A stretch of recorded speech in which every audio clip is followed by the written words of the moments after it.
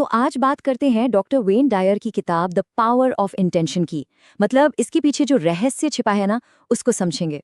देखिए, ये सिर्फ एक किताब नहीं है, ये तो समझिए हमारी छिपी हुई शक्तियों को जगाने की एक मास्टर की है, जिसने सही में दुनिया भर में लाखों लोगों की जिंदगी को पूरी तरह से बदल दिया है। क्या कभी ऐसा लगा है कि आप दिन रात लगे हुए हैं, पूरी जान लगा रहे हैं, लेकिन मंजिल वो तो जैसे पास आने की बजाय और दूर खिसकती जा रही है? ये एक बहुत ही आम और सच कहूं तो एक बहुत फ्रस्ट्रेटिंग फीलिंग है जिससे बहुत से लोग गुजरते हैं। हाँ, अक्सर जिंदगी एक ऐसी जगह पर आकर रुक जाती है जहां लगता है कि बस कुछ भी आगे नहीं बढ़ रहा। लेकिन जरा सोचिए, क्या हो अगर कोई ऐसा गुप्त सूत्र मिल जाए जिससे अपनी हकीकत को एक चुंबक की तरह अपनी ओर खींच सके। ये किताब ठीक इसी चीज का वादा करती है।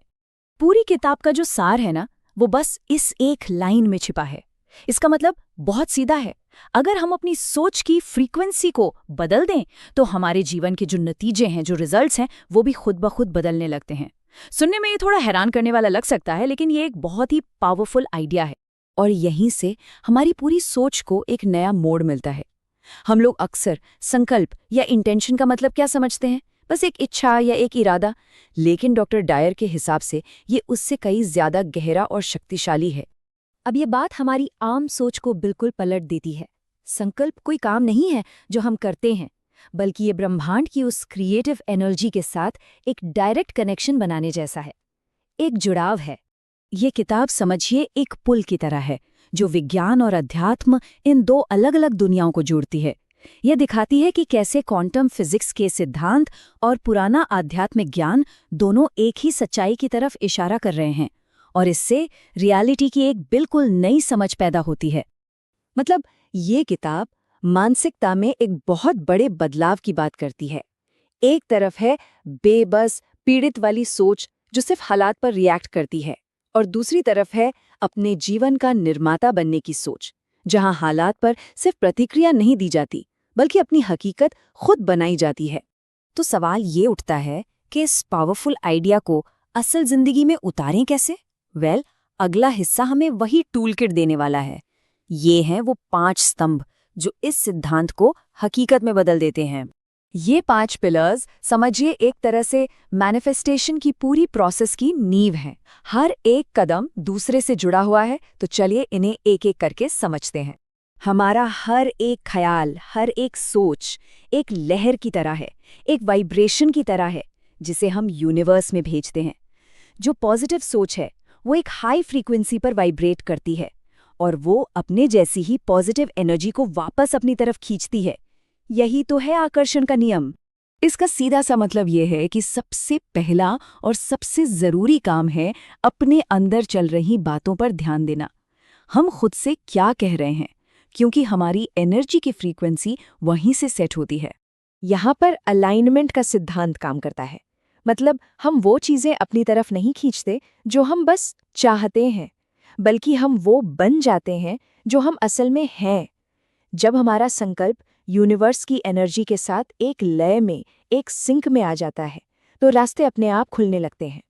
विजुअलाइजेशन कोई खाली डे ड्रीमिंग नहीं है, ये हमारे सबकॉन्शियस माइंड यानी अवचेतन मन को रीप्रोग्राम करने का एक बहुत ही पावरफुल टूल है। जब हम अपनी सफलता की तस्वीर सिर्फ देखते नहीं, बल्कि उसे इमोशनली महसूस भी करते हैं, तो हम उस हकीकत को अपनी ओर खींचना शुरू कर देते हैं। ये एक बहुत ही सिंपल लेकिन जबरदस्त प्रैक्टिस है। क्यों? क्योंकि सोने से ठीक पहले हमारा दिमाग लॉजिकल सोच से हटकर सबकॉन्शियस स्टेट में जा रहा होता है, और इस समय जो विचार बोए जाते हैं वो सबसे गहरी जड़ें पकड़ते हैं। ग्रैटिट्यूड यानी शुक्रिया का भाव, ये हमारी एनर्जी को ना इंस्टेंटली बदल देता है।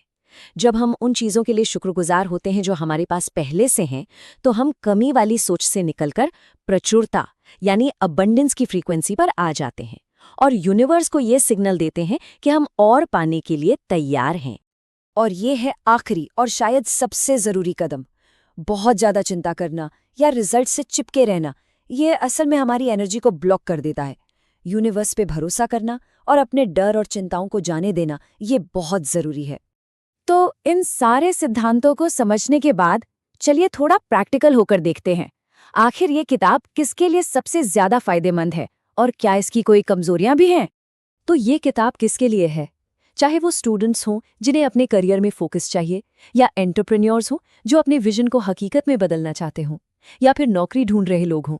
ये किताब उन सभी के लिए है जो सिर्फ मेहनत ही नहीं बल्कि अपनी अंदरूनी शक्ति का भी इस्तेमाल करना चाहते हैं।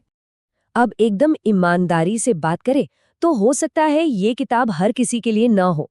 इसका जो आध्यात्मिक फोकस है और कुछ जगहों पर बातों का दोहराव, ये उन लोगों को शायद पसंद न आए जो बिल्कुल ठोस डेटा और तेज तर्रार जानकारी पसंद करते हैं। तो ओवरऑल हम इससे 5 में से 4.7 की रेटिंग देंगे।